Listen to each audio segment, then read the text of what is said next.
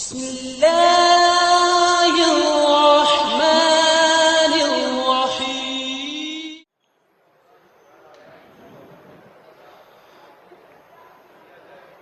سیرت النبی کو ہم دیکھ رہے تھے۔ گزشتہ نشست میں ہم نے مکی دور کا آغاز کیا تھا اور مکی دور میں پہلے 3 سال جو کہ انفرادی دعوت پر مشتمل ہیں ان پر ہم نے گفتگو کی تھی۔ مکی دور 13 سالہ ہے، مدنی دور 10 سالہ ہے، ٹوٹل 23 سال بنتے ہیں۔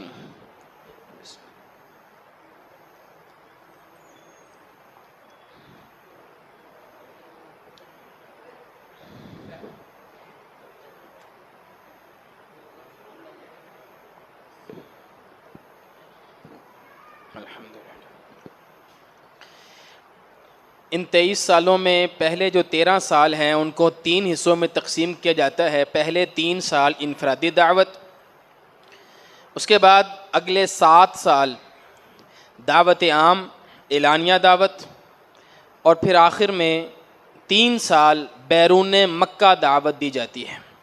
ہم نے گزشتہ نشست میں پہلے 3 سال کی انفرادی دعوت کا نصاب، داعی کے اوصاف اور چند نئے یا اول مسلمان ہونے والے ان کا ذکر پڑھ لیا تھا۔ آج ہم انشاءاللہ شروع کریں گے اعلانیہ دعوت، جسے ہم دعوت عام بھی کہتے ہیں، جس کا دورانیہ 7 سال پر مشتمل ہے۔ اللہ کے رسول صلی اللہ علیہ وسلم کی دعوت کو اگر ہم دیکھیں تو حضور کی دعوت گھر سے شروع ہوتی ہے، پھر دوست احباب، پھر اپنی قوم اور اپنا شہر، پھر مکہ کے باہر اطراف میں، اور پھر مکمل عرب کے اندر، اور پھر تمام دنیا کی اقوام کو اللہ کے رسول نے دعوت دی۔ لیکن ترتیب یہی ہے، آپ نے اپنی دعوت کا آغاز گھر سے کیا، گھر سے یہ دعوت جو ہے پھر پوری دنیا تک گئی۔ اللہ رب العالمین نے 3 سال کے بعد آپ صلی اللہ علیہ وآلہ وسلم کو یہ حکم دیا، وَأَنذِرْ عَشِيرَتَكَ الْأَقْرَبِينَ، حضور اپنے قریبی رشتہ داروں کو ڈرائیے۔ گویا اب انفرادی دعوت سے اعلانیہ دعوت کی طرف ہم جا رہے ہیں۔ حضور دعوت اعلانیہ دیجئے، اور اعلانیہ دعوت میں بھی پہلے اپنے گھر والوں کو دعوت دیں، پہلے اپنے خاندان والوں کو دعوت دیں، بعد میں ہم مکہ والوں کو دعوت دیں گے۔ اس لیے نبی مکرم صلی اللہ علیہ وآلہ وسلم نے سب سے پہلے اپنے خاندان والوں کو بلایا۔ آپ نے حضرت علی سے مشورہ کیا اور حضرت علی سے کہا ایک بکری ذبح کرو اور میرے خاندان کے، میرے پھپھیوں کو، میرے چچاؤں کو، ان کی اولاد کو بلاؤ۔ ہم ان کی دعوت کرتے ہیں اور پھر دعوت میں ہم ان کو کھانا بھی دیں گے، اور کھانے کے بعد ہم ان کے سامنے اپنی توحید کی دعوت رکھیں گے۔ پہلی دعوت اللہ کے رسول صلی اللہ علیہ وآلہ وسلم نے کی، کھانا کھا لیا سب نے، جب بیٹھے حضور گفتگو فرمانے ہی لگے تھے کہ ابو لہب بول پڑا۔ ویسے حضور کی پھپھیوں نے منع کیا تھا کہ آپ ابو لہب کو نہ بلائیے، آپ نے فرمایا وہ بھی میرا چچا ہے، اس کو بھی دعوت دینی ہے، اس کو بھی بلانا پڑے گا، لیکن انہوں نے بہرحال مشورہ دیا تھا اس کو نہ بلائیں۔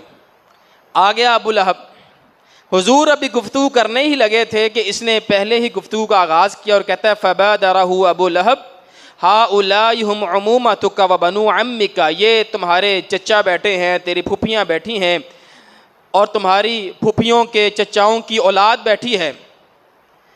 دیکھ ذرا خیال سے بات کری، تیری قوم پورے عرب کے ساتھ لڑائی نہیں لے سکتی، اور میں زیادہ حق رکھتا ہوں کہ تجھے روکوں۔ وَإِنْ أَقَمْتَ عَلَى مَا أَنْتَ عَلَيْهِ، اور اگر تو اپنی بات پر اڑا رہا، قائم رہا کہ تو نے یہ کام کرنا ہی کرنا ہے، آخر گھر کے قریب رہتا ہے، یہ پڑوسی تھا اللہ کے رسول کا، دیوار ان کی کٹھی تھی، حضور کی دیوار اور ابو لہب کی کٹھی دیوار تھی، پڑوسی تھا۔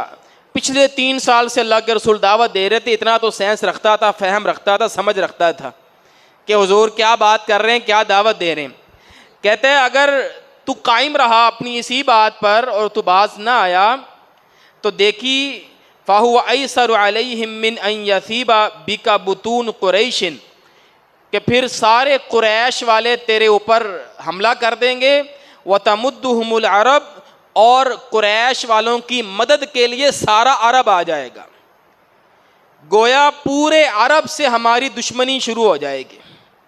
اور اگر ایسا ہو گیا تو میں کسی ایسے شخص کو نہیں جانتا جو اپنے خاندان کے لیے سب سے برا ثابت ہوا ہو تمہارے علاوہ. نعوذ باللہ من ذالک. اچھا یہاں پر ایک بات سمجھنے والی ہے. اللہ کے رسول صلی اللہ علیہ وآلہ وسلم نے تو کوئی ابھی ایسی بات ہی نہیں کی کہ لا الہ الا اللہ پڑھ لو گے تو عرب والے دشمن بن جائیں گے اور لوگ جو ہے وہ تمہیں کھا جائیں گے اور ٹوٹ پڑیں گے. ابو لہب کو کیسے سمجھ آ گئی کہ لا الہ الا اللہ کی دعوت کا نتیجہ یہ ہے کہ ساری دنیا سے لڑائی لینا؟ اس کو ہم کہتے ہیں دور اندیشی. جو ہم نے حکمت پر پہلے بات کی تھی نا کہ انسان چند علامات کی وجہ سے اس واقعے کی تہہ تک پہنچ جاتا ہے کہ آخر مسئلہ کیا ہے.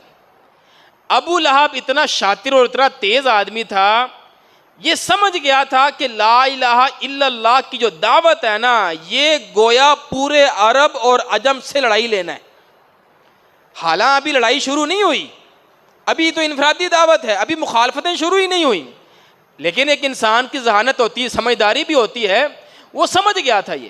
اچھا پھر آپ دیکھیں اللہ کے رسول صلی اللہ علیہ وآلہ وسلم نے بھی اسے نہیں کہا نہیں چچا میں نے کب کہا کہ ہم عرب سے لڑائی لے لیں اور قریش والوں سے لڑیں اور گوروں اور احمر سے سرخ والوں سے رومن امپائر سے ہم لڑ پڑے؟ میں نے کب کہا ہے؟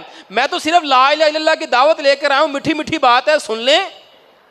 نہیں, اللہ کے رسول نے نفی نہیں کی اس چیز کی, کیونکہ حضور کو بھی پتا تھا ہونا تو یہی ہے. موسیٰ علیہ السلام فرعون کے سامنے کھڑے ہیں, فرعون کو دعوت دے رہے ہیں لا الہ الا اللہ کی. فرعون کہتا ہے اچھا موسیٰ اب تو میری حکومت لینے کے لیے آ گیا ہے, تم لوگ یہ چاہتے ہو کہ ہماری حکومت چھین لو؟ حالانکہ موسیٰ علیہ السلام نے تو ایسی کوئی بات ہی نہیں کی, کہا ہی نہیں کہ میں تمہاری حکومت لینے آیا ہوں یا مجھے حکمران بنا دو, کہا ہی نہیں ہے. لیکن یہ بھی نہیں کہا موسیٰ علیہ السلام نے نہیں فرعون یہ تو کوئی بات ہی نہیں ہے, میں تو صرف کہہ رہا ہوں لا الہ الا اللہ پڑھ لو, حکومت کرتا رہے جیسے دل چاہتا ہے. نہیں, لا الہ الا اللہ کا مطلب ہی یہ ہے جب لا الہ الا اللہ آئے گا پھر فرعون کی فرعونیت نہیں چلے گی, پھر ان کا ظلم نہیں چلے گا, پھر غیر اللہ کا حکم نہیں چلے گا, پھر سپیورٹی اور حکومت اور اعلیٰ مناصب جو ہیں وہ نبی کو ملیں گے, وہ پھر موسیٰ علیہ السلام. اسے ہم کہتے ہیں جس طرح مومن کو اللہ فراست عطا فرماتے ہیں اسی طرح بعض کافر بھی بڑے دور اندیش ہوتے ہیں, ان کے پاس بھی بڑی فراست ہوتی ہے لیکن ان کی فراست جو ہے وہ کفر میں چلتی ہے.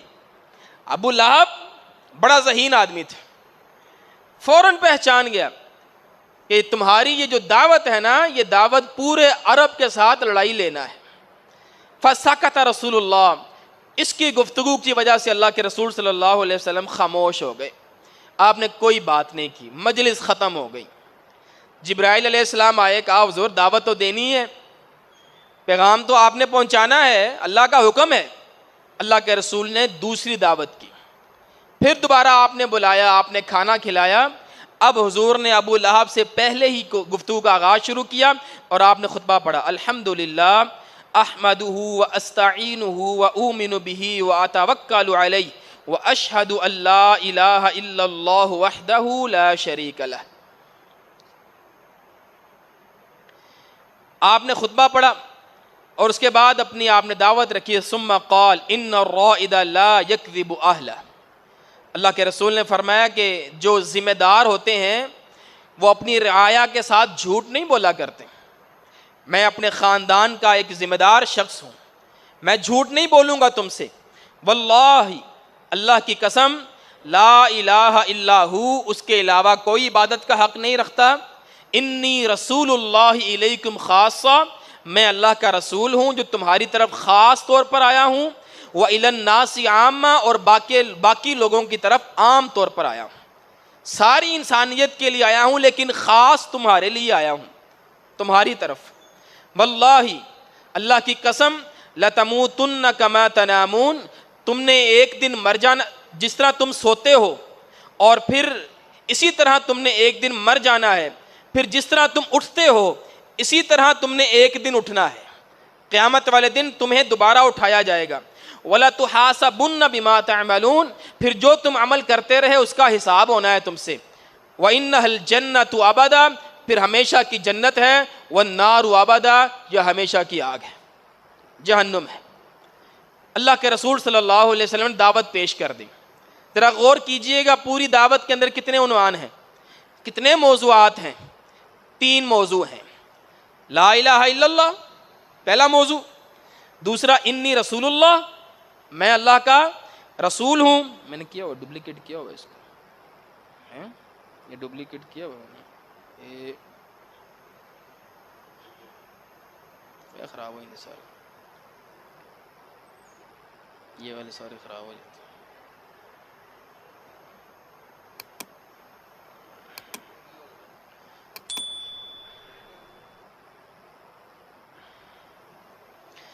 جی اگر ہم اس پر غور کرتے ہیں تو ہمیں 3 چیزیں ملتی ہیں، لا الہ الا اللہ توحید، انی رسول اللہ رسالت، اور واللہ لتموتن، تم مرو گے، تم دوبارہ اٹھائے جاؤ گے آخرت۔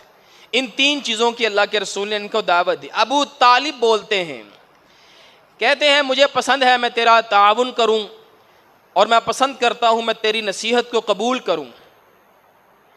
یہ سارے تیرے والد، تیرے دادا کی اولاد بیٹھی ہے، تیرا پورا خاندان بیٹھا ہے، میں بھی ان میں سے ایک ہوں، میں جلدی نہیں کرتا ان سب کو چھوڑ کر اکیلا تیرا تعاون شروع کر دوں یا تیرے ساتھ مل جاؤں۔ ہاں فواللہ لا ازال احوطک وامنعک، میں جب تک ہوں میں تیری مدد کروں گا، میں تیرے ساتھ ہوں، لیکن میرا دل نہیں مانتا کہ میں عبد المطلب کا دین چھوڑ دوں، اپنے دادا اپنے والد کا دین نہیں میں چھوڑوں گا، ہاں تمہاری مدد میں کروں گا۔ ابو لہب بولا ہذہ واللہ السوا، کہ یہ تو بڑی بری بات ہے، خذوا علی یدیہ، ابھی اس کے ہاتھ روک لو، قبل ان یاخذ غیرکم، اس سے پہلے کہ غیر اس کا ہاتھ روکے، ابھی روک لو اس کو۔ جس طرح بعض ہوتے ہیں نا خاندان کے اندر، اور بھائی ابھی روکو اس کو، خراب ہو رہا ہے لڑکا، ایسا نہ ہو پھر دوسرے اس کو آ کر روکیں۔ ابو طالب نے پھر جواب دیا واللہ لنمنعنہ ما بقینا، جب تک میں باقی ہوں، زندہ ہوں، میں اس کی سپورٹ کروں گا، میں اس کا تعاون کروں گا۔ حضور کے خاندان میں یہ 2 رویے ہمیں نظر آتے ہیں، بالکل اپوزٹ، دونوں سگے چچا ہیں، ابو طالب اور ابو لہب۔ ایک فرق ہے، عبد المطلب کی کئی بیویاں تھیں، ابو طالب اور حضور کے بھائی عبداللہ یہ ایک ماں سے ہیں، ابو لہب دوسری ماں سے۔ اس وجہ سے اللہ کے رسول صلی اللہ علیہ وسلم کو پالا ابو طالب نے ہے، کیونکہ ان دونوں کی دادی ایک ہے یا ماں ایک ہے، ابو طالب کی اور عبداللہ کی، اس لیے ان کا مزاج الگ ہے، ابو لہب کا مزاج الگ ہے۔ ابو لہب کے اوپر ہم آگے انشاءاللہ بات کریں گے۔ اللہ رب العالمین حکم دیا فاصدع بما تؤمر واعرض عن المشرکین، حضور اب آپ دعوت دیجئے اور مشرکین کی کوئی پرواہ نہ کیجئے، انا کفیناک المستہزئین، ہم آپ کے لیے کافی ہیں، جو بھی آپ کا مذاق اڑائیں گے، آپ کے بارے میں کوئی بات کریں گے۔ اب اللہ کے رسول صلی اللہ علیہ وآلہ وسلم نے اعلانیہ دعوت دی کوہ صفا کی پہاڑی پر چڑھ کر، یہ جو آپ لوگ عام طور پر علماء سے سنتے رہتے ہیں، یہ تیسرا مرحلہ ہے۔ سب سے پہلے انفرادی دعوت، پھر خاندان کو دعوت، پھر اللہ کے رسول اعلانیہ دعوت کے لیے اس وقت کا میڈیا آپ نے استعمال کیا، جائز میڈیا جو اس وقت استعمال ہوتا تھا، کوہ صفا کی پہاڑی۔ یہ ذرا بلند پہاڑی تھی، کوئی بھی شخص جس نے بھی اعلان کرنا ہوتا تھا اس پہاڑی پر چڑھ جاتا تھا اور آواز لگاتا تھا یا صباحا یا صباحا۔ لوگ یہ آواز سن کر اکٹھے ہو جاتے تھے، متوجہ ہو جاتے تھے۔ اللہ کے رسول نے وہی طریقہ استعمال کیا جو اس وقت رائج تھا، کیونکہ اس کے اندر کوئی ممانعت نہیں تھی۔ حضور چڑھے، آپ نے یا صباحا کی صدا لگائی، لوگوں نے پوچھا یہ آواز کس کی ہے؟ کہا گیا محمد کی ہے صلی اللہ علیہ وسلم۔ کہا چلو آؤ بات سنتے ہیں اس کی، کیا کہہ رہا ہے۔ سارے اکٹھے ہوئے، اللہ کے رسول نے مخاطب کیا یا بنی فلان یا بنی فلان یا بنی فلان، آپ نے قبیلوں کے نام لیے، فلاں قبیلہ، فلاں قبیلے، فلاں قبیل، یا بنی عبد مناف یا بنی عبد المطلب، عبد المطلب کی اولاد، ساروں کو اکٹھا کیا اللہ کے رسول نے۔ پھر آپ نے فرمایا ارأیتکم لو اخبرتک، کیا خیال ہے تمہارا اگر میں تم سے کہوں کہ پہاڑی کی اس جانب ایک لشکر کھڑا ہے گھڑ سواروں کا جو تمہارے اوپر حملہ کرنے والا ہے، اکنتم مصدقیہ، کیا تم میری اس بات کی تصدیق کرو گے؟ حضور نے جب یہ بات کی تو قالوا، سب نے کہا ما جربنا علیک کذبا، پچھلے 43 سال سے ہم نے کبھی تجربہ ہی نہیں کیا کہ محمد آپ نے کبھی جھوٹ بولا ہو صلی اللہ علیہ وسلم۔ جربنا تجربے کو کہتے ہیں، ہمیں کبھی ایسا تجربہ ہی نہیں ہوا، کبھی ایکسپیرینس ہی نہیں ہوا کہ آپ نے بھی کبھی جھوٹ بولا ہو۔ اگر آپ کہیں گے تو ہم یہ بات بھی آپ کی مان لیں گے۔ اچھا، حضور نے جب دیکھا نا ماحول بن گیا ہے، اب اللہ کے رسول نے فَإِنِّي نَذِيرٌ لَكُمْ بَيْنَ يَدَيْ عَذَابٍ شَدِيدٍ، تو سنو پھر میں تمہیں ایک آنے والے عذاب سے ڈرا رہا ہوں جو بہت شدید عذاب ہوگا۔ جس طرح ان گھوڑوں سے، گھڑ سواروں سے میں تمہیں ڈراؤں گا، میں تمہیں آنے والے عذاب سے ڈرا رہا ہوں۔ ابھی یہ بات کرنا ہی تھی،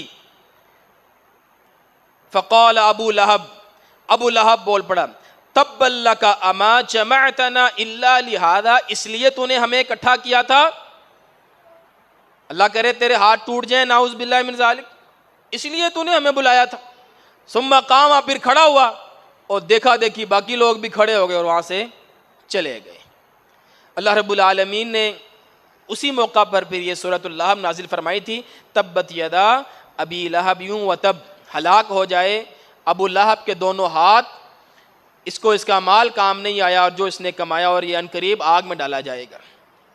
ایک حدیث میں آتا ہے اللہ کے رسول نے صفا پہاڑی پر یہ الفاظ استعمال کیے، یا معشر قریش، اے قریش کے نوجوانوں، اشتروا انفسکم من اللہ، اپنے آپ کو اللہ سے بچا لو، لا اغنی عنکم من اللہ شیئا، میں تمہارے کام نہیں آ سکتا۔ یا بنی عبد المطلب، عبد المطلب کی اولاد، میں تمہارے کام نہیں آ سکوں گا۔ اے عباس کی اولاد، میں تمہارے کام نہیں آ سکوں گا۔ یا صفیہ، اے اللہ کے رسول کی پھوپھی صفیہ، میں آپ کے کام نہیں آ سکوں گا۔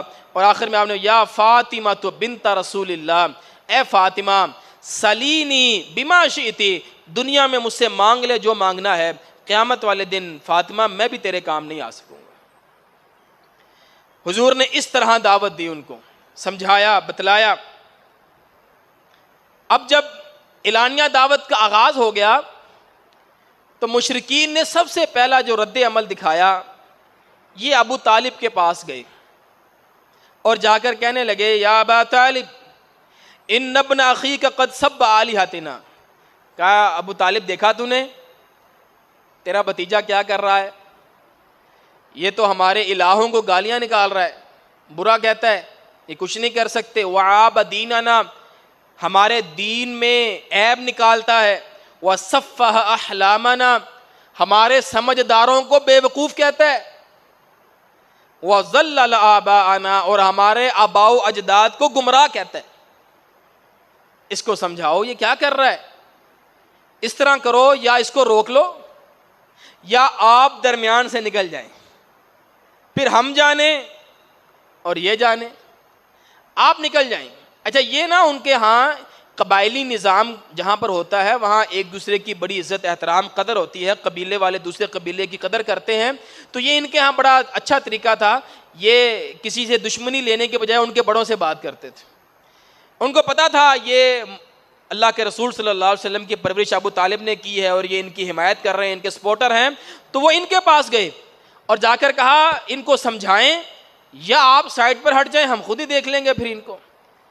ابو طالب نے بڑی سمجھداری کے ساتھ قول الرفیقہ، بڑی نرم بات کی ان سے، وردہم ردا جمیلا، اور آپ نے ان کو بھیج دیا وہاں سے، کوئی بات زیادہ لمبی چوڑی بات نہیں ہوئی، آپ نے ان کو بھیج دیا۔ اللہ کے رسول نے اپنی دعوت کو جاری رکھا۔ اب یہاں پر حضور کی یہ جو اعلانیہ دعوت ہے، اس کے موضوعات کیا ہیں، دعوت کس چیز کی دی جا رہی ہے، آخر مسئلہ کیا ہے؟ مشرکین مکہ کے 4 مسئلے ہیں، آپ نے ذرا اس کو غور سے دیکھنا ہے۔ جتنا قرآن مکی صورتوں میں نازل ہوا وہ انہی 4 مسئلوں کے لیے نازل ہوا۔ 4 مسئلے ہیں مشرکین مکہ کے، ان کو ہم دیکھتے ہیں، توحید، رسالت، آخرت اور قرآن، یہ 4 مسائل ہیں جن پر مکی دور کا جو قرآن ہے اس کا موضوع یہ 4 چیزیں ہیں۔ شرک کے حوالے سے آپ کے علم میں ہے 360 بت وہاں پڑے ہوئے تھے، اللہ کے رسول صلی اللہ علیہ وآلہ وسلم نے جب ان کو دعوت دی تو سورہ صاد میں اللہ ان کا یہ جملہ کوٹ کرتے ہیں، اجعل الآلہۃ الہ واحدہ، کہتے ہیں یہ کیسی باتیں کر رہا ہے، سارے الہوں کو چھوڑ کر ایک الہ بنا لیں۔ کوئی اولاد دیتا ہے، کوئی بارش دیتا ہے، کوئی خوشی ہے، کوئی غمی ہے، کوئی فلاں کام کرتا ہے، فلاں کام کرتا ہے، مشکل کشائی کرتا ہے، کوئی گنج بخش ہے، کوئی داتا ہے، کوئی فلاں ہے، اب یہ سارے کام ایک کرے گا۔ ان ھذا لشیء عجاب، یہ بات تو بڑی عجیب بات ہے۔ ان کو یہی بات ہضم نہیں ہو رہی کہ کیا ایک سارا کچھ کر لے گا، اور پھر آپس میں کہتے ہیں اٹھو اٹھو چلو، واصبروا علی آلہتکم، اپنے الہوں پر ڈٹ جاؤ، چھوڑنا نہیں ان کو، اپنے معبودوں کو نہیں چھوڑنا۔ ما سمعنا بہذا فی الملۃ الاخرہ، اس سے پہلے ہم نے کبھی یہ بات سنی نہیں، کبھی کسی نے یہ بات کہی نہیں کہ ایک الہ ہے، ایک خدا ہے۔ یہ محمد صلی اللہ علیہ وسلم جو ہے وہ نئی دعوت لے کر آ گئے، اور بڑی عجیب سی بات لگ رہی ہے کہ صرف ایک اللہ سب کچھ کر سکتا ہے۔ آج بھی کسی مشرک سے بات کر رہا ہوں یہی بات ہوگی، اسے کہا نہیں یار، اللہ تو میری سنتا نہیں ہے، اللہ تو دیتا نہیں ہے اولاد، فلاں چلے جاؤ، فلاں پر چلے جاؤ، فلاں پر چلے جاؤ، شاید وہاں سے مل جائے۔ دوسروں سے امیدیں ہیں، اللہ سے امید نہیں ہے، ایک اللہ دے سکتا ہے اس پر یقین نہیں ہے ان کا۔ تو ایک مسئلہ ان کا یہ تھا۔ دوسرا مسئلہ ان کا یہ تھا، یہ کہتے تھے کیونکہ انہوں نے نا کوئی نبی نہیں دیکھا تھا، اسماعیل علیہ السلام سے لے کر اللہ کے رسول تک درمیان میں کوئی نبی نہیں آیا، کوئی رسول نہیں آیا ان کے پاس، اور یہ تقریباً 2500-2600 سال کا عرصہ ہے۔ 2500 سال تک جب آپ کے پاس کوئی نبی نہیں آیا، آپ نے کسی کا ذکر ہی نہیں سنا۔ ابراہیم علیہ السلام کے بعد اسماعیل علیہ السلام، ابراہیم علیہ السلام کو تو مانتے تھے، اسماعیل علیہ السلام کو بھی مانتے تھے۔ اچانک سے جب ان کے ہاں ایک نبی اور رسول مبعوث ہو گئے تو ان کو یہ نہیں سمجھ آ رہی کہ یہ واقعی اللہ کے رسول ہیں۔ تو کیا کہتے ہیں، الا ان قالوا ابعث اللہ بشرا رسولا، یہ انسان کیسے رسول ہو سکتا ہے؟ رسول ہو اور انسان ہو، بشر ہو، اسے تو نوری مخلوق ہونا چاہیے، اسے تو نورانی مخلوق ہونا چاہیے، یہ بشر کیسے، انسان کیسے رسول بن کر آ گیا ہے؟ تو دوسرا مسئلہ ان کا یہ تھا، اللہ کے رسول کو چونکہ حضور بشر تھے، انسان تھے، یہ نبی تسلیم کرنے کے لیے تیار نہیں ہو رہے۔ اور ایک جگہ پر اللہ نے فرمایا، یہ کہتے ہیں ما لہذا الرسول، یہ کیسا رسول ہے، یأکل الطعام، جو ہمارے ساتھ کھانا بھی کھاتا ہے، ویمشی فی الاسواق، اور بازاروں میں چلتا بھی ہے، یہ کیسا رسول ہے؟ رسول کو تو نورانی ہونا چاہیے، اس کو تو بھوک ہی نہیں لگنی چاہیے، اس کو تو یہ بازار کے جو ضروریات اور حاجات کے کام ہیں اس کو تو ہونے ہی نہیں چاہیے۔ یہ دوسرا مسئلہ تھا ان کا، رسالت کا۔ اور تیسرا مسئلہ ان کے ہاں آخرت کا ہے۔ یہ سمجھتے تھے جو بندہ مر گیا بس ختم، دوبارہ زندگی نہیں ہونی، آخرت نہیں ہے، قیامت نہیں ہے، حشر نہیں ہے۔ وقالوا ان ہی الا حیاتنا الدنیا، بس یہی دنیا کی زندگی ہے، وما نحن بمبعوثین، ہم دوبارہ نہیں اٹھائے جائیں گے۔ وَأَقْسَمُوا بِاللَّهِ جَهْدَ أَيْمَانِهِمْ، اور اس بات پر وہ قسمیں کھاتے ہیں، کہتے ہیں قسم ہے اللہ کی، لا يبعث اللہ من يموت، اللہ اسے دوبارہ زندہ نہیں کرے گا جو مر جائے گا۔ قسمیں کھایا کرتے تھے، اللہ کو مانتے تھے، اللہ کی قسم کھاتے تھے۔ اللہ کہتے ہیں نہیں، یہ ضرور ہو کر رہے گا۔ عاص بن وائل، یہ ایک کافر ہے، یہ نبی مکرم صلی اللہ علیہ وآلہ وسلم کے پاس آیا، اس کے ہاتھ میں ایک ہڈی ہے، کسی انسان کی ہڈی، اور ہڈی بھی کافی پرانی، بوسیدہ۔ اس نے اپنے ہاتھ میں ہڈی کو پکڑا اور اپنے ہاتھ سے اس کو ایسے توڑ دیا، اس کا بورا بنا کر، کچرا بنا کر اس کو ایسے پھینک کر کہتا ہے یحیی اللہ ھذا بعد ما ارا، اے محمد کیا اللہ اس ہڈی کو اس طرح بھرنے کے بعد دوبارہ زندہ کرے گا؟ صلی اللہ علیہ وسلم اس طرح مذاق اڑایا کرتے آخرت کا۔ اللہ کے رسول کا جواب سنیے، حضور نے کیا کہا نعم، ہاں، یمیتک اللہ، اللہ تجھے موت دے گا، ثم یحییک، پھر اللہ تجھے دوبارہ زندہ کرے گا، ثم یدخلک جہنم، پھر اللہ تجھے جہنم میں داخل کرے گا۔ حضور نے یہ نہیں کہا فلاں کو اللہ زندہ کرے گا، اسی کو آپ نے کہا اللہ تجھے موت دے گا، تجھے زندہ کرے گا، اور تیری ان حرکتوں کی وجہ سے اللہ تجھے جہنم میں داخل کرے گا. اور اللہ کے رسول کی یہ بات سچی ہوئی. عاص بن وائل مسلمان نہیں ہوا، جہنم رسید ہوا ہے. اللہ کے رسول کو غصہ آیا، آپ جس بات میں آئے اللہ کے بارے میں ایسا مذاق کرتے ہو. اللہ رب العالمین کو اس بات پہ غصہ آیا. اللہ نے سورہ یاسین کے جو آخری آیات ہیں ان آیات میں اللہ نے یہ اسی بندے کا ذکر کیا. اللہ اولم یر الانسان انا خلقناہ من نطفہ فاذا هو خصیم مبین. حضور آپ انسان کو نہیں دیکھتے، ہم نے اس کو حقیر نطفے سے پیدا کیا اور جب یہ بڑا ہو گیا تو ہم سے لڑنے لگ گیا، ہمارے معاملے میں لڑائی کرتا ہے. اور کہتا ہے وَضَرَبَ لَنَا مَثَلًا وَنَسِيَ خَلْقًا قَالَ مَنْ يُحْيِي الْعِظَامَ وَهِيَ رَمِيمٌ. کون ہے جو ہڈیوں کو بوسیدہ ہونے کے بعد زندہ کرے گا؟ اور اپنی اصل تو دیکھ، نطفے سے تو پیدا ہوا ہے اور اب تو اللہ پر سوال کر رہا ہے، آخرت کا انکار کر رہا ہے. اللہ نے کہا یحییھا الذی، وہی اللہ دوبارہ زندہ کرے گا جس نے پہلی مرتبہ بنایا تھا.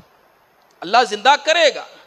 اور پھر اللہ نے کہا اولیس الذی خلق السماوات والارض بقادر، اور وہ اللہ جس نے 7 آسمان بنا دیے، 7 زمینیں بنا دی، کیا وہ قدرت نہیں رکھتا کہ وہ تمہیں مار کے دوبارہ زندہ کر سکے؟ اس کے لیے کیا مشکل ہے؟ اللہ رب العالمین نے اس چیز کا بھی ان کو پورا جواب دیا قرآن مجید میں. تیسرا ان کا مسئلہ تھا شرک، رسالت، آخرت، اور چوتھی چیز قرآن کو تسلیم نہیں کر رہے تھے، وحی کو ماننے کے لیے تیار نہیں تھے. اور یہاں تک کہتے تھے انما یعلمہ بشر، یہ محمد جو ہے نا صلی اللہ علیہ وسلم، ان کو کوئی سکھاتا ہے، ان کو کوئی بشر، کوئی انسان سکھاتا ہے، یہ اس سے سیکھ کر آ کر ہمیں کلام سناتے ہیں. ان کو پتا تھا حضور تو نہیں پڑھے لکھے، نہ حضور شاعر ہیں نہ کاہن ہیں، ہاں یہ کسی سے سیکھ کر آتے ہیں. اچھا مکہ کے اندر نا ایک تاجر تھا، وہ اجمی تھا، عربی نہیں تھا، اجمی تھا. حضور اس کے پاس جا کے بیٹھا کرتے تھے، کبھی کبھار بیٹھتے بات چیت کرتے. انہوں نے دیکھا ہوا تھا، انہوں نے کہا یہ جو اس بندے کے پاس بیٹھتا ہے نا وہ ان کو سکھاتا ہے. حالانکہ عقل کے مارے وہ خود اجمی ہے، اس کی زبان عربی نہیں ہے. اللہ فرماتے ہیں لسان الذی یلحدون الیہ اعجمی، اس شخص کے بارے میں بات کر رہے ہیں جو خود اجمی ہے. وَهَذَا لِسَانٌ عَرَبِيٌّ مُبِينٌ، اور قرآن تو عربی زبان میں ہے اور اتنی واضح زبان میں ہے، اتنی ادبی زبان کے اندر. اس بندے کو تو عربی نہیں آتی جس کی طرف تم تہمت لگا رہے ہو کہ وہ سکھاتا ہے. پھر اللہ نے کہا اچھا اگر ایسا ہے، یہ خود بنا کر لاتے ہیں، یہ کسی سے سیکھ کر آتے ہیں، قُلْ فَأْتُوا بِسُورَةٍ مِثْلِي، تو ایسا کرو تم بھی بنا لاؤ، کوئی ایک صورت تو بنا کے لاؤ. اگر یہ بھی انسانی کوشش ہے، انسانی کلام ہے، انسان کا بنایا ہوا ہے، تو تم بھی کوشش کر لو. وَادْعُوا مَنِ اسْتَطَعْتُم مِّن دُونِ اللَّهِ، اور صرف تم نہیں، اپنے معبودوں کو بھی بلا لو، ان سے بھی کہو وہ بھی تمہارے ساتھ مل کر کوئی ایک صورت تیار کر کے لے کر آؤ. اور کبھی کہتے ہیں وَقَالُوا لَوْلَا نُزِّلَ هَذَا الْقُرْآنُ عَلَى رَجُلٍ مِّنَ الْقَرْيَتَيْنِ عَظِيمٍ. اچھا اگر قرآن نازل ہونا ہی تھا، وہی نازل ہونی ہی تھی، تو محمد پر ہی کیوں صلی اللہ علیہ وسلم. اب یہ بھی ان کو اعتراض ہے کہ اگر ہونا ہی تھا نازل تو ان پر کیوں. اچھا جی پھر کس پر ہو؟ کسی سردار پر ہوتا، کسی مالدار آدمی پر ہوتا. ان کے ہاں نا بڑے آدمی کی 2 نشانیاں ہیں. مشرکین عرب کے ہاں، مکہ والوں کے ہاں، بڑا آدمی 2 وجہ سے بنتا ہے، جس کی اولاد زیادہ ہو، جس کا مال زیادہ ہو. آج بھی آپ قبائلی نظام کو دیکھ لیں، سردار وہی ہوگا جس کی اولاد زیادہ ہوگی، جس کا مال زیادہ ہوگا. اللہ کے رسول صلی اللہ علیہ وآلہ وسلم مالی اعتبار سے بھی بہت زیادہ نہیں، اور آپ کے بیٹے بھی نہیں، بیٹیاں ہیں. بیٹیوں کو تو وہ اہمیت نہیں دیتے، اصل تو بیٹے ہوتے ہیں. جتنا بڑا سردار اتنے زیادہ بچے. عبد المطلب کے کتنے بیٹے تھے؟ 10-11 بچے. منت مانی تھی، اللہ اگر تم مجھے 10 بچے دے گا ایک تیری راہ میں قربان کر دوں گا. کیوں مانگے تھے؟ جتنے زیادہ لڑکے ہوں گے اتنی زیادہ عزت، اتنی بڑی سرداری.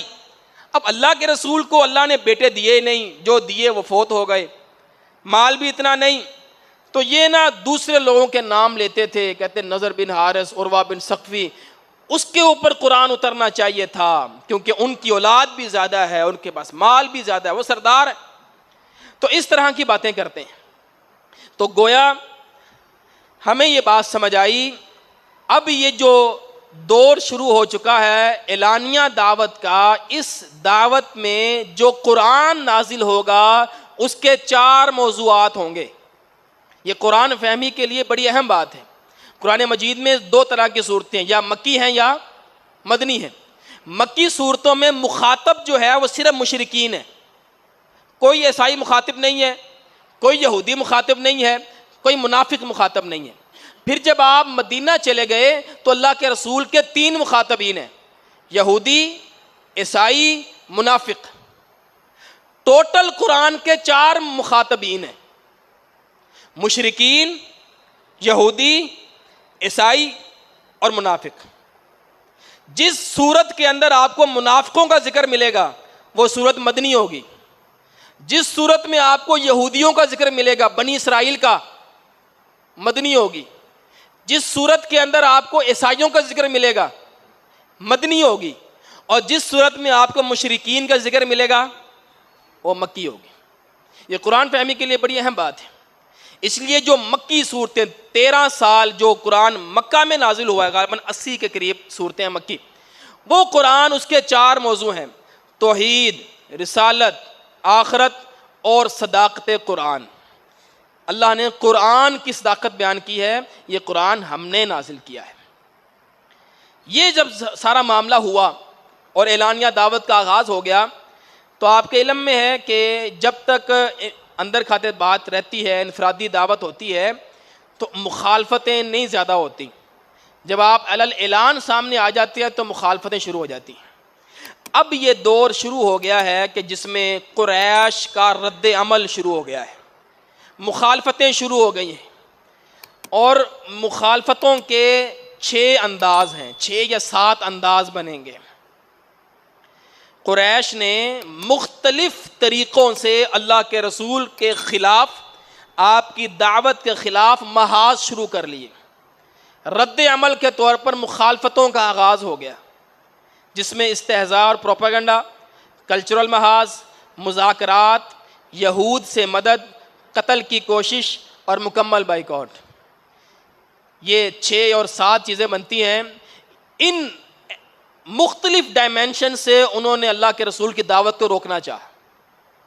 اس کو بالتفصیل اب ہم ایک ایک کر کے دیکھیں گے کس کس طرح انہوں نے دعوت کو روکنے کے طریقے اپنائے. سب سے پہلا طریقہ، آپ جب بھی دین پر عمل کرنا شروع کرتے ہیں نا تو سب سے پہلے کیا ہوتا ہے؟ مذاق اڑایا جاتا ہے آپ کا. اچھا ہن تم رہ چلا، سو چوہے کھا کے بلی آج تے چلی. اچھا ہن تو نماز پڑھنے لگ گیا. تو سب سے پہلے آپ کا مذاق اڑایا جاتا ہے، استہزاء کیا جاتا ہے. تو انہوں نے نا اللہ کے رسول صلی اللہ علیہ وآلہ وسلم کا مذاق اڑانا شروع کر دیا. سر فہرست جو لوگ تھے مذاق اڑانے میں وہ یہ لوگ تھے: ولید بن مغیرہ، عاص بن وائل، اسود بن مطلب، حارث بن قیس. یہ سارے لوگ مسلمان نہیں ہوئے. ایک بات ذہن میں رکھیے گا، گستاخ کبھی مسلمان نہیں ہوا کرتا. گستاخ کو اللہ توفیق ہی نہیں دیتے، اللہ اسے توفیق ہی چھین لیتے ہیں. اللہ اسی کو توفیق دیتے ہیں جس کے دل کے اندر کوئی خیر ہوتی ہے. یہ سارے گستاخ تھے، مذاق اڑایا کرتے تھے حضور کے سامنے. اللہ رب العالمین نے ان کو توفیق نہیں دی کہ یہ دین قبول کر سکیں، اسلام قبول کر سکیں. مذاق اڑانے کی کیا صورتیں ہیں؟ اللہ کے رسول صلی اللہ علیہ وآلہ وسلم کی ذات کو نشانہ بناتے ہیں. جب بھی کوئی بندہ آپ پر اعتراض، وہ آپ کی دعوت پر کم اعتراض کرے گا، ذات پر شروع ہو جائے گا. اب ذات پر حملے شروع ہو گئے. یعنی ابھی وہ ذات وہ تھی جو صادق اور امین تھی، جو فیصلے کیا کرتے تھے، جن سے یہ فیصلے کرواتے تھے. اب وہی ذات کیا کہتے ہیں؟ انک لمجنون، لگتا ہے اس کو کوئی جنون آ گیا ہے، کوئی پاگل پن آ گیا ہے، نعوذ باللہ من ذالک، کوئی مسئلہ ہے. اب یہ واضح کستے. ساحر کذاب، لگتا ہے اس پر جادو ہو گیا ہے، نعوذ باللہ یہ جھوٹ بولنے لگ گیا ہے. پہلے یہ صادق تھے، امین تھے. کبھی کہتے ہیں یہ تو ہماری طرح ہی چلتا پھرتا ہے بازاروں کے اندر، یہ نبی ہے، نبی ایسے ہوتے ہیں، اس طرح کے مذاق کرنا۔ اور صحابہ کرام کو بھی کہتے تھے اہؤلائی، وہ یہ لوگ ہیں من اللہ علیہم من بیننا، جن کو تم کہتے ہو اللہ نے ان کو چن لیا ہے، اللہ نے ان کا انتخاب کر لیا ہے، ہمیں نہیں اللہ نے چنا، ان کو چن لیا، بلال کو چن لیا، صہیب رومی کو چن لیا، عمار بن یاسر، یہ غلام جن کے پاس نہ کچھ ہے، نہ عزت، نہ ہو، نہ مال، نہ اولاد، کچھ بھی نہیں، ہمیں کیوں نہیں چنا اللہ نے، ان کو چن لیا۔ تو مذاق کرتے، ٹھٹھا کرتے صحابہ کرام کو بھی۔ سورۃ المطففین میں اللہ فرماتے ہیں ان الذین اجرموا کانوا من الذین آمنوا یضحکون، جو مجرم کافر لوگ تھے مسلمانوں کو دیکھ کر ہنسا کرتے تھے۔ وَإِذَا مَرُّوا بِهِمْ يَتَغَامَزُونَ، جب مسلمان ان کے پاس سے گزرتے ایک دوسرے کو آنکھیں مار کے ہنسا کرتے تھے ان کے اوپر، اور کہتے تھے اِنَّ هَؤُلَاءِ لَضَالُّونَ، دیکھو یہ گمراہ لوگ جا رہے ہیں، خود گمراہ ہیں، صحابہ کو کہتے تھے یہ دیکھو گمراہ لوگ جا رہے ہیں۔ اللہ نے آگے کمنٹ پاس کیا، اللہ فرماتے ہیں فَالْيَوْمَ الَّذِينَ آمَنُوا مِنَ الْكُفَّارِ يَضْحَكُونَ، ایک دن آئے گا یہ مومن کافروں پر ہنسیں گے، اور اس دن علی الارائک ینظرون، دیکھو گے میدان محشر میں یہ اللہ کے عرش کے سائے میں بڑے بڑے صوفوں کے اوپر، تختوں کے اوپر براجمان ہوں گے اور یہ کافروں پر ہنس رہے ہوں گے۔ آج تمہیں یہ کافر ہنس رہے ہیں، کل مومن ان پر ہنسیں گے۔ قرآن میں اللہ نے اپنے نبی سے کہا انا کفیناک المستہزئین، حضور آپ نے پریشان نہیں ہونا، یہ آپ کا مذاق اڑاتے ہیں، استہزاء کرتے ہیں، ہم آپ کے ساتھ ہیں، ہم آپ کے لیے کافی ہیں، آپ نے پریشان نہیں ہونا، ان کے مذاق کی آپ نے پرواہ نہیں کرنی۔ اللہ نے جبرائیل علیہ السلام کو بھیجا۔ پھر ایک دن جبرائیل علیہ السلام آئے، حضور خانہ کعبہ کے صحن میں تھے، بیت اللہ کا طواف کر رہے تھے، پاس سے اسود بن عبد یغوث گزرا، جو میں نے ابھی پہلے آپ کو نام بتایا ان میں سے یہ اسود بن عبد یغوث، یہ حضور کا گستاخ مذاق اڑایا کرتا تھا۔ حضرت جبرائیل کھڑے ہیں، یہ سامنے سے گزرا، حضرت جبرائیل نے فاشار الی بطنہ، اس کے پیٹ کی طرف اشارہ کیا، ایسے انگلی سے اشارہ کیا پیٹ کی طرف، اس کو پیٹ کی بیماری لگ گئی، اسی پیٹ کی بیماری میں اس کا خاتمہ ہو گیا، فمات منہ، اسی بیماری میں یہ مر گیا۔ ولید بن مغیرہ یہ گزرا سامنے سے، حضرت جبرائیل نے اس کے پاؤں کی طرف اشارہ کیا، اس کے پاؤں پر کوئی 2 سال پہلے ایک تیر لگا تھا، تیر کی نوک لگی تھی، زخم تھا پرانا کوئی، وہ چلتے چلتے زخم پھوٹ گیا، آہستہ آہستہ پھیلتا گیا، ٹانگ زخمی تھی، زخم بڑھتا گیا، اسی بیماری میں مر گیا۔ آس بن وائل یہ گزرا، فاشار الی اخمص قدمہ، حضرت جبرائیل نے اس کے پاؤں کے تلوے کی طرف اشارہ کیا، بالکل ٹھیک جا رہا ہے، پاؤں کے تلوے کی طرف اشارہ کیا۔ کچھ دن کے بعد طائف جانے کے لیے اپنے گھوڑے پر بیٹھنے لگا، نیچے گرا، نیچے کانٹا تھا، پاؤں کے تلوے میں لگا، کانٹے کا زخم پھیلتا گیا، اسی بیماری میں مر گیا۔ اور چوتھا بندہ حارث، اس کے سر کی طرف اشارہ کیا جبرائیل علیہ السلام نے ایسے، تو اس کے ناک میں سے، منہ میں سے خون جاری ہو گیا اور اسی بیماری کے اندر وہ مر گیا۔ انا کفیناک المستہزئین، حضور آپ نے پریشان نہیں ہونا، آپ کا مذاق اڑانے والوں کے لیے ہم ہی کافی ہیں۔ اللہ نے پھر جبرائیل کو بھیج کر ان کے لیے اللہ رب العالمین کافی ہو گیا۔ تو ان کا انجام یہ ہوا، یہ کام یہ کرتے رہے۔ دوسرا کام پروپیگنڈا، کسی طریقے سے دعوت کو روکا جائے، دعوت کے میدان میں رکاوٹیں پیدا کی جائیں، اور یہ پروپیگنڈا جو ہے 2 سطحوں پر ہوا، ایک قرآن کے بارے میں اور ایک اللہ کے رسول صلی اللہ علیہ وآلہ وسلم کی ذات کے بارے میں۔ قرآن کے بارے میں پروپیگنڈا کہ لوگ اس کو مان نہ لیں، کہیں تسلیم نہ کر لیں، اس کو حق نہ سمجھ لیں، لوگوں کے درمیان مختلف قسم کی باتیں پھیلانا شروع کر دیں۔ تو سب سے پہلے کیا کہتے ہیں، ان ھذا الا افک افتراہ، یہ قرآن یہ کہتے وہی آتی ہے، کوئی وہی کوئی نہیں آتی، یہ خود بناتا ہے، یا وَأَعَانَهُ عَلَيْهِ قَوْمٌ آخَرُونَ، کوئی ایسے لوگ ہیں جو اس کو بنا کر دیتے ہیں، جو اس کو بنا کر دیتے ہیں قرآن، یہ جو آیتیں اور صورتیں ہمارے پاس لے کر آتے ہیں۔ وَقَالُوا أَسَاطِيرُ الْأَوَّلِينَ، یہ پہلی قوموں کے قصے ہیں، قوم عاد کے، قوم سمود کے، ابراہیم علیہ السلام کے، آدم علیہ السلام کے، یہ کہانیاں ہیں، قصے ہیں۔ اکتتبھا، وہ لوگ اس کو لکھ کر دیتے ہیں، اس کو لکھ کر، پروپیگنڈا کرنا ہے نا آپ نے، تو قرآن کے بارے میں یہ پروپیگنڈا۔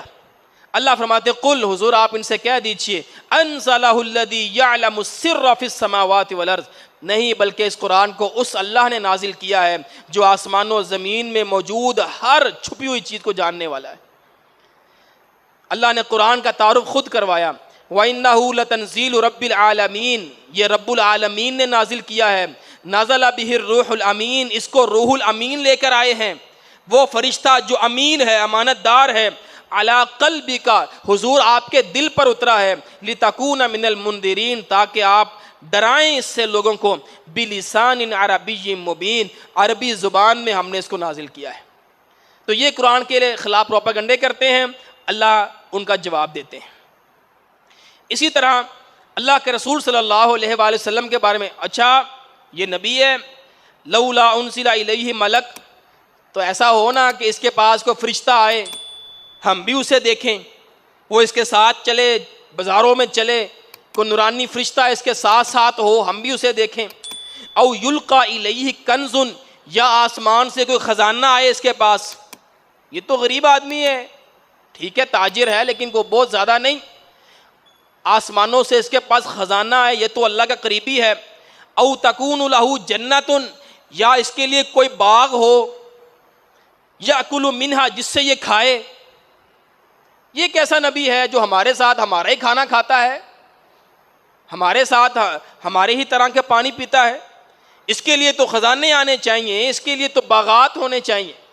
اس طرح کی باتیں کر کے اللہ کے رسول صلی اللہ علیہ وسلم کی شخصیت کو خراب کرتے ہیں۔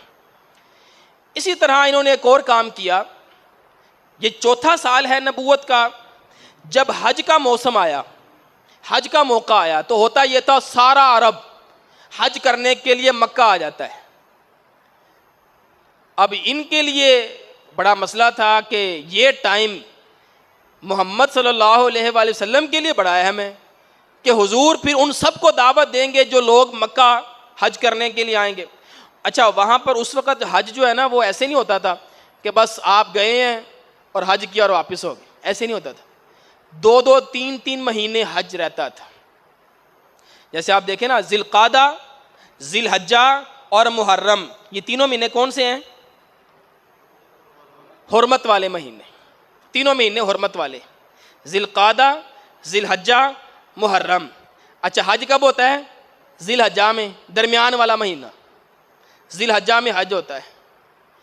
ہوتا کیا تھا، لوگ لمبے لمبے سفر کر کے آتے تھے، ذی القعدہ میں پہنچتے تھے اور محرم میں ان کی واپسی ہوتی تھی، اور باقی یہ جو 2-2.5 مہینے رہتے تھے یہ اپنے کاروبار کیا کرتے تھے۔ حج کے موسم میں مختلف جگہوں پر منڈیاں لگتی تھیں، بازار لگتے تھے، یہ سامان لے کر آتے تھے، ان بازاروں میں کاروبار کیا کرتے تھے۔ پھر جب حج کے ایام شروع ہونے، حج کے دن شروع ہونے، ذی الحجہ شروع ہونا ہے، تو پھر انہوں نے مکہ مدینہ آ جانا۔ تو یہ خوب اپنی تجارت کیا کرتے تھے، ان کا بڑا نظام تھا، تجارت کا بڑا ذریعہ تھا، لوگ وہاں اکٹھے ہوتے۔ ابھی بھی آپ سمجھتے ہیں حج ایک تجارت کے لیے بھی بہت بڑا ذریعہ ہے، بہت سارے لوگوں کا روزگار ہے حج کے اوپر، اس وقت بھی ایسے ہی تھا۔ اب اللہ کے رسول صلی اللہ علیہ وآلہ وسلم کیا کرتے تھے، آپ نے جانا تھا ان بازاروں میں، ان منڈیوں، کیونکہ حضور تو مکہ والے تھے، مکہ میں رہنے والے تھے، آپ کے لیے بازاروں میں جانا کوئی مشکل نہیں تھا، مکہ کے قریب قریب بازار لگتے تھے، منڈیاں لگتی تھیں۔ ان کو کھڑکی، انہوں نے کہا یار اگر محمد صلی اللہ علیہ وسلم ان لوگوں کے پاس چلے گئے دعوت دینے کے لیے اور اس کی دعوت پھیل گئی تو ہمارے لیے تو مسئلہ بن جائے گا، تو آؤ بیٹھو، سر جوڑو، کوئی ایسا پروپیگنڈا کرو، ایسا لائحہ عمل بناؤ کہ لوگ محمد کی بات نہ سنیں صلی اللہ علیہ وسلم، حج پر آئیں لیکن اس کی بات نہ سنیں۔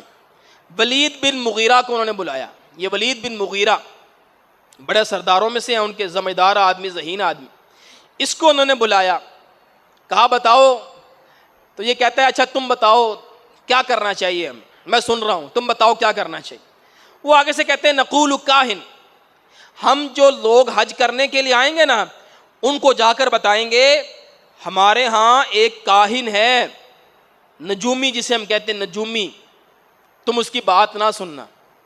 وہ کہنے لگا واللہ ما ہوا بکاہن، ولید بن مغیرہ کہتا ہے، وہ کہتا ہے اللہ کی قسم محمد کاہن نہیں ہے صلی اللہ علیہ وسلم، ہم نے کاہن دیکھے ہیں، ہم نے نجومیوں کی صورتیں دیکھی ہیں، ان کی شکلیں دیکھی ہیں، ہم نے ان کے کرتوت ان کے کام دیکھے ہیں، ہم نے کوئی تمہاری بات نہیں مانے گا کہ اتنا خوبصورت چہرہ کاہن ہو سکتا ہے، اتنی خوبصورت باتیں کاہن کی ہو سکتی ہیں۔ کہا اچھا پھر فنقول مجنون، چلو ہم یہ کہیں گے کہ وہ نا ذہنی طور پر ٹھیک نہیں ہے، مجنون ہے۔ کہا واللہ ما ہوا بمجنون، اللہ کی قسم وہ مجنون نہیں ہے، ہم نے مجنون بھی دیکھے ہیں، ان جیسی حرکتیں نہیں ہیں، تو بڑی سنجیدگی اور بڑی سلجھی ہوئی گفتگو کرنے والا شخص ہے، مجنون نہیں ہے، یہ پھکی نہیں چلنے والی تمہاری۔ اچھا فنقول الشاعر، ہاں چلو ہم کہیں گے شاعر ہے، شاعر تو ایک بڑا آدمی ہوتا ہے بڑے دماغ والا۔ کہا واللہ ما ہوا بشاعر، اللہ کی قسم یہ شاعر نہیں ہے، ہم نے شاعروں کی بونگیاں بھی دیکھی ہیں، باتیں ہوتی ہیں عمل کوئی نہیں ہوتا، کوئی ادھر کی بات کوئی ادھر کی بات، کوئی ادھر کے قافیے ملا لیے الفاظ جوڑ لیے، اس کا کلام شاعرانہ کلام نہیں ہے۔ کہا اچھا چلو پھر ہم کہیں گے فنقول الساحر، جادوگر ہے۔ وہ کہنے لگا واللہ ما ہوا بساحر، اور یہ جادوگر بھی نہیں ہے، جادوگروں کے کام کرتوت تم لوگوں نے دیکھے ہیں، صورتیں ان کی تم نے دیکھی ہیں، اور اس کا چہرہ پر نور اور اس کی شخصیت جادوگروں جیسی والی نہیں ہے، تمہاری بات نہیں مانیں گے لوگ۔ کہتے اچھا تقول یا ابا عبد الشمس، اے ولید بن مغیرہ اب تم ہی بتاؤ پھر ہم کیا کریں، ہم جو کہتے ہیں تو نفی کر دیتے، پھر بتا ہم کیا کہیں، ذرا سنیے گا اس کی بات۔ قال کہتا ہے واللہ ان لقولہ لحلاوہ، اللہ کی قسم اس کی بات تو بڑی میٹھی ہے، بڑی شیریں ہے، وہ جو کلام پڑھتا ہے وہ کلام تو بڑا ہی میٹھا ہے، بڑا شیریں ہے۔ وَإِنَّ أَصْلَهُ لَعَذْقٌ، اس کی جڑ بڑی پائیدار ہے، بڑی مضبوط ہے، اس کی گفتگو بڑی مضبوط گفتگو ہے۔ وَإِنَّ فَرْعَهُ لَجَنَاحٌ، اور اس کی شاخیں بڑی پھلدار ہیں، اس کی شاخیں بڑی پھلدار ہیں۔ ہم یہ کرتے ہیں اگر تم نے پروپیگنڈا کرنا ہی کرنا ہے، تم نے نہیں باز آنا، تو مجھے یہ آئیڈیا سمجھ آتا ہے تم یہ کہو کہ یہ ایک ایسا جادوگر ہے، جادوگر نہ اسے کہو، یہ کہو کہ یہ ایک ایسا جادوگر ہے کہ جو ایسا کلام پیش کرتا ہے جس کلام کی وجہ سے لوگوں کے درمیان جدائی پیدا ہو جاتی ہے، باپ بیٹا جدا ہو جاتے ہیں، میاں بیوی جدا ہو جاتے ہیں، بھائی بھائی جدا ہو جاتے ہیں، خاندان جدا ہو جاتے ہیں۔ یہ تو ہو رہا تھا نا وہاں پر، ایک بھائی مسلمان ہو گیا، ایک کافر ہے، جدائی پہ گئی، ایک جو ہے وہ بیوی مسلمان ہو گئی ہے، شوہر مسلمان ہو، جدائی پڑ گئی، یہ تو ہو رہا تھا۔ کہا تم ان کو کہنا اس کے پاس ایک ایسا کلام ہے جو لوگوں میں جدا، اور ایک قبائلی نظام کے اندر، خاندانی نظام کے اندر یہ جدائیاں، یہ تو بڑا مسئلہ ہے، یہ تو وہ کسی طرح بھی قبول نہیں کر سکتے۔ اچھا اب ہم اپنے بھائی کو چھوڑ دیں، ایسا تو ممکن نہیں ہے، تو تم نے یہ کہنا۔ انہوں نے کہا چلو ٹھیک ہے، یہ بات ٹھیک۔ اب یہ کیا کرتے ہیں، یہ نا جی راستوں میں بیٹھ گئے، یجلسون لسبل الناس، حاجیوں کے راستوں میں بیٹھ گئے، جو قبیلہ گزرتا ہے اس کو بتا رہے ہیں یار ہمارے نا یہاں پر ایک محمد ہے۔ نہیں مشرک تھے سر، مشرک تھے۔ حج وہ کیا کرتے تھے، ابراہیم علیہ السلام کے سلسلے سے چل رہا تھا، لیکن اس کے اندر بہت ساری خرابیاں تھیں، برہنہ طواف کیا کرتے تھے، ننگے ہو کر طواف کیا کرتے تھے، بتوں سے مانگتے تھے، نعوذ باللہ من ذالک، وہ ساری چیزیں تھیں ان کے۔ کہتے ہیں کہ راستوں میں کھڑے ہو گئے اور ہر کسی کو، آنے والے کو بتا رہے ہیں یار ہمارے ہاں نا ایک شخص ہے محمد صلی اللہ علیہ وسلم، عبد المطلب کا پوتا، وہ یہ کہتا ہے کہ میں نبی ہوں، وہ ایسی باتیں کرتا ہے، وہ جدائیاں، تم نہ اس کی بات نہ سننا، اس کی بات نہ سننا۔ اچھا ہر بندے کو بتا رہے ہیں، ادھر بھی بتا رہے ہیں، ادھر بھی بتا رہے ہیں، ادھر بھی بتا رہے ہیں۔ علماء نے لکھا فانتشر ذکرہ فی بلاد العرب کلھا، اللہ کے رسول اکیلے تھے، آپ کا ذکر حضور اتنا نہیں پھیلا سکتے تھے جتنا انہوں نے پورے عرب کے اندر اللہ کے رسول کا نام اور ذکر بلند کر دیا. سب کو ہی پتہ لگ گیا. اچھا کوئی شخص محمد صلی اللہ علیہ وسلم دعوت دے رہے ہیں, وہ کہہ رہے ہیں میں نبی ہوں, قرآن نازل ہو رہا ہے, اچھا اس کا مطلب یہ ہے کہ کوئی شخص ہے, کوئی دعوت ہے, کوئی بات ہے. حضور کا پیغام پہنچ گیا سب تک, کافروں نے خود ہی پہنچا دیا. اسی حج کی ایک داستان سنیں. صحابی کہتے ہیں میں جاہلیت میں حج کرنے کے لیے آیا تھا, میں نے دیکھا رسول اللہ صلی اللہ علیہ وآلہ وسلم اس وقت سوق ذی المجاز, یہ ایک بازار کا نام ہے ذی المجاز, اس کے بازار میں حضور دعوت دے رہے ہیں اور لوگوں کو کہہ رہے ہیں یا ایھا الناس قولوا لا الہ الا اللہ تفلحوا, لوگوں لا الہ الا اللہ پڑھ لو کامیاب ہو جاؤ گے. یہ حضور بازاروں میں دعوت دے رہے ہیں حج کے موسم میں. کہا حضور کی بات سن کر لوگ اکٹھے ہو جاتے ہیں. اتنے میں نام میں نے دیکھا کہ اس شخص کے پیچھے ایک آدمی ہے, وضیع الوجہ, بڑا روشن اس کا چہرہ ہے, چہرہ بڑا خوبصورت ہے, 2 اس نے پونیاں کی ہوئی ہیں, بال بنائے ہوئے ہیں, گتے ہیں اس کی. اور وہ کیا کہہ رہا ہے یہ شخص بے دین ہے, جھوٹا ہے, اس کی بات نہ سننا. اور ایک روایت میں ہے کہ وہ پتھر بھی مار رہا ہے, پیچھے سے پتھر بھی مار رہا. کہتے میں نے پوچھا یار یہ کون ہے, یہ آگے والا شخص خوبصورت کون ہے اور جو پیچھے والا ہے بندہ وہ بھی خوبصورت, یہ کون ہے؟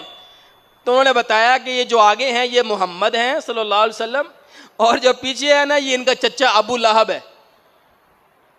چہرہ بڑا خوبصورت تھا ابو لہب, خوبصورتی میں تھا وہ, اللہ نے قرآن میں اس کے لیے ابو لہب کا لفظ استعمال کیا, نام اس کا عبد العزیٰ تھا. اس طرح وہ ان بازاروں میں حضور کی مخالفت کیا کرتے تھے, پتھر بھی مار رہے ہیں, روک بھی رہے لوگوں کو, اس کی بات نہ سنو, پھر بھی اللہ کے رسول دعوت دے رہے. اب یہاں پر ایک بڑا دلچسپ واقعہ ہے حضرت طفیل بن عمر دوسی رضی اللہ تعالیٰ عنہ کا.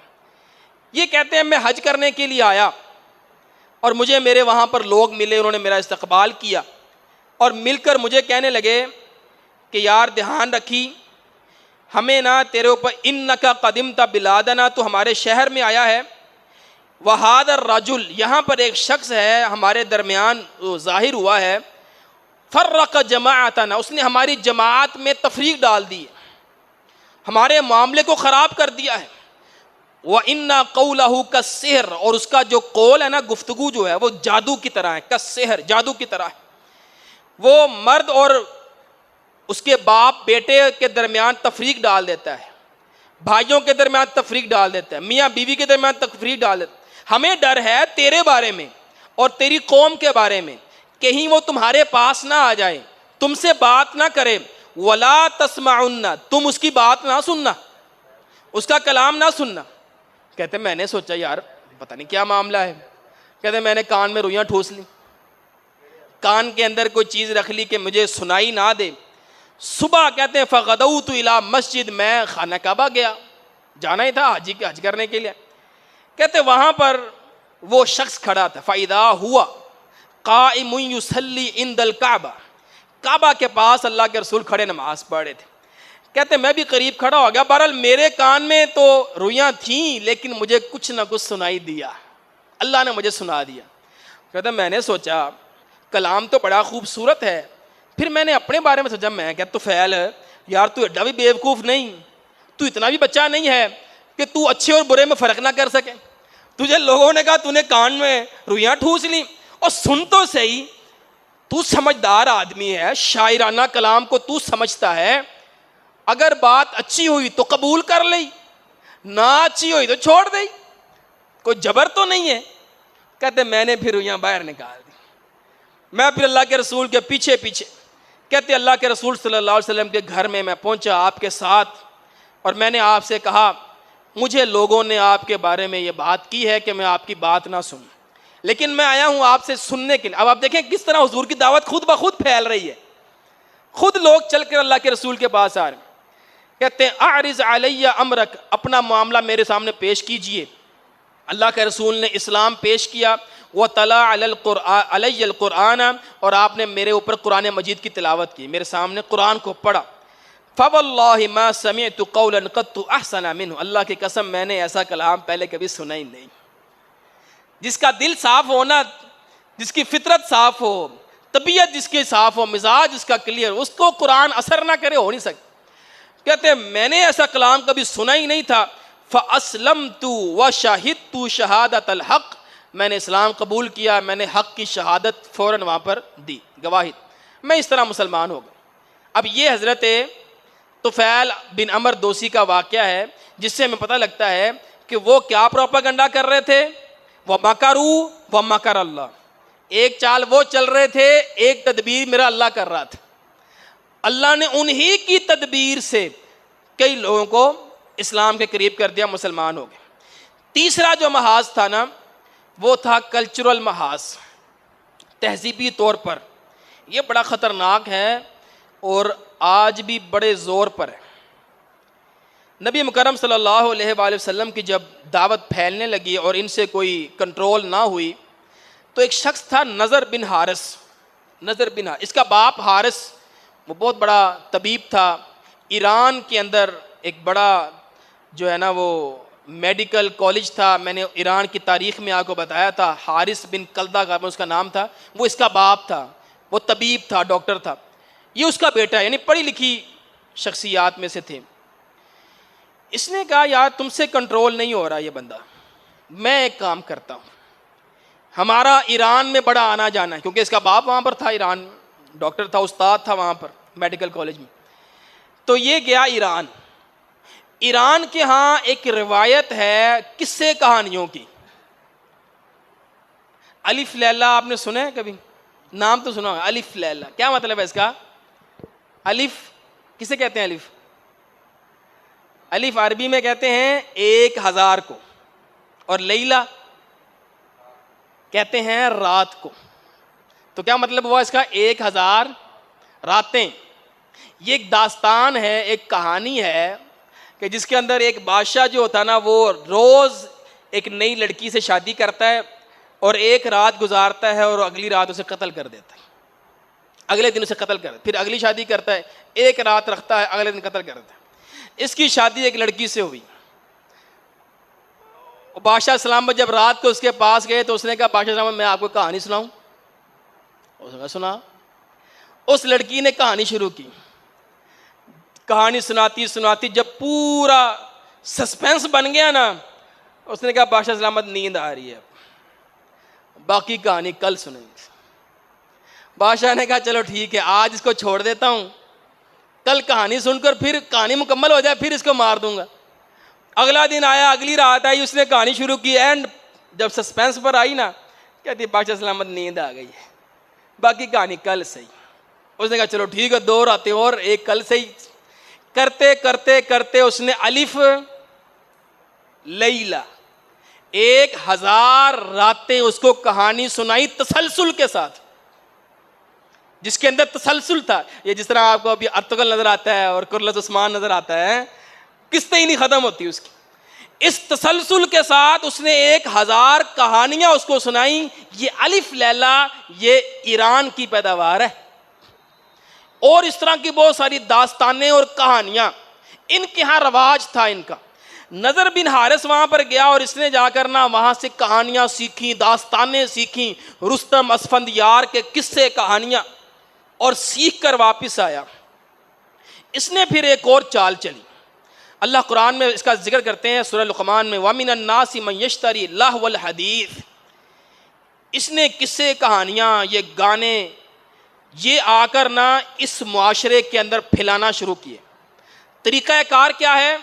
حضرت عبداللہ بن عباس فرماتے ہیں نضر بن حارث نے چند لونڈیاں خرید رکھی تھیں، اور جب وہ کسی آدمی کے متعلق سنتا کہ وہ نبی کریم صلی اللہ علیہ وسلم کی طرف مائل ہے، اسلام کی طرف، تو اس پر ایک لونڈی مسلط کر دیتا جو اسے کھلاتی پلاتی اور گانے سناتی، یہاں تک کہ اسلام کی طرف اس کا جھکاؤ باقی نہ رہتا۔ لیُضِلَّ عن سبیل اللہ، اللہ کے راستے سے روکنے کے لیے وہ ان کو یہ قصے کہانیاں، آج کی زبان میں آپ کہہ لیں گانے، فلمیں، سوشل میڈیا، ریلز، فیس بک، یوٹیوب، یہ چیزیں ان کو دیتا تاکہ ان کے جو قرآن حدیث سنا بھی ہے انہوں نے وہ بھی نکل جائے، وہ بھی زائل ہو جائے، ختم ہو جائے۔ اسے کہتے ہیں کلچرل محاذ۔ آپ دعوت نہیں روک رہے، ٹھیک ہے آپ دعوت دیں، آپ کی دعوت کے بعد ہم بھی ایک دعوت دیں گے۔